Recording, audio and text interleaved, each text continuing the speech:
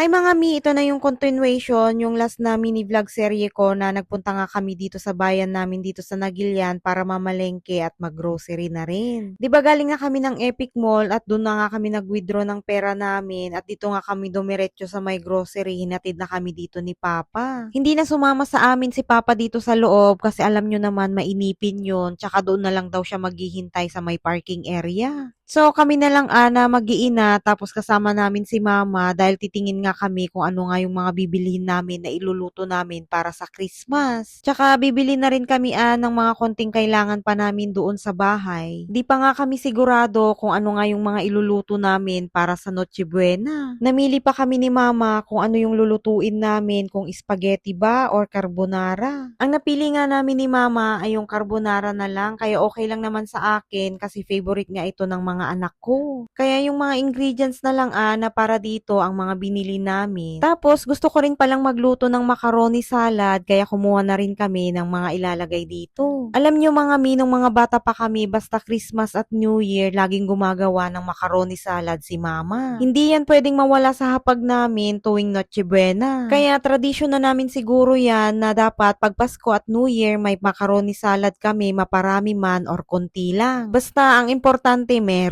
Naalala ko pa nga nung mga bata kami, yung macaroni salad talaga yung unang nauubos sa hapag namin. Kasi 'di ba pag gabi, December 24, yun talaga ang bisperas ng Pasko. Tapos kami-kami lang na pamilya yung magkakasalo. Tapos 'di ba kinaumagahan na yung talagang araw ng Pasko, December 25. Yun na, may mga tao na napupunta dito sa bahay namin, dinadayo yung macaroni salad ni Bakit Norma. Tapos noon, pag naubos, ang sinasabi ko na lang sa sarili ko, di bali, magluluto ulit si mama sa New Year, makakakain ulit kami. Ganun yun mga mi, kaya yung macaroni salad hindi pwedeng mawala sa amin ngayong Pasko kasi pag wala, hahanap-hanapin namin. Importante yun. Tsaka isa pa mga mi, hahanapin yan ng papa namin. Promise. Legit yan. Nung natapos na nga kaming mag-ikot-ikot at nakuha na namin yung mga kailangan namin, di ito na yung katotohanan, magbabayad na tayo. Susme, magkano na naman kaya ito? O di nung natapos na kaming maggrocery, pumunta naman kami next dito sa may palengke, dito sa may wet market. Para makabili din kami ng mga pang-ulam din namin doon sa bahay. Nakita ko nga itong isda na galunggong, tapos tinanong ko kung magkano yung 1 kilo, 320 daw. Kaya half lang yung kinuha ko kasi ang mahal. Grabe, sobrang mahal yung mga bilihin ngayon. Nung mga bata pa nga kami, 40 pesos lang yata yung naabutan kong 1 kilo nito. Bumili na rin pala ako ng tilapia tapos karne ng baboy para may pang-stock na kami doon sa bahay naman. Bumili na rin pala ako ng longganisa mga mi, masarap yung lutuin lalo na sa breakfast tapos sabayan mo pa ng sinangag na kanin. Hindi lang ako na videohang bumili kasi yung anak ko nga na panganay na taga-video ko ay hinatid nga yung grocery namin doon sa may sasakyan. Alam nyo mga mi, masarap ang longganisa namin dito sa Nagilian. Pag nagagawi kayo dito, bumili kayo para matry nyo. Ay nako, sinasabi ko sa inyo mga mi, masarap. Pagkatapos niyan mga mi, ay dito na kami next pumunta sa may mga gulay section. Bumili lang ako ng mga pangsahog ko para sa mga binili kong karne ng baboy tapos yung mga isda. Pagkatapos niya, nag-ikot-ikot lang kami tapos iniisip ko kung ano pang pwede kong bilhin at kung may mga nakalimutan pa ako. Kailangan kasi pag nandito na kami sa bayan, mabili na namin lahat ng mga kailangan namin. Malayo kasi ang palengke doon sa bahay namin kaya alam nyo naman pahirapan pa pag pumupunta nga dito sa town. At nung wala na nga, nabili na namin lahat ng mga kailangan namin. Bumalik na kami dito sa may sasakyan para makauwi na rin kami. Yun lang for today's mini vlog serye. Salamat po ulit sa panonood. Ito na po lahat ng mga nabili namin ng mga kailangan namin doon sa bahay. Pauwi na po kami. Ito ang inyong kamami Janet, ang inyong kamaming isang Ilocana. Don't forget to like, follow, and share. Ingat! God bless!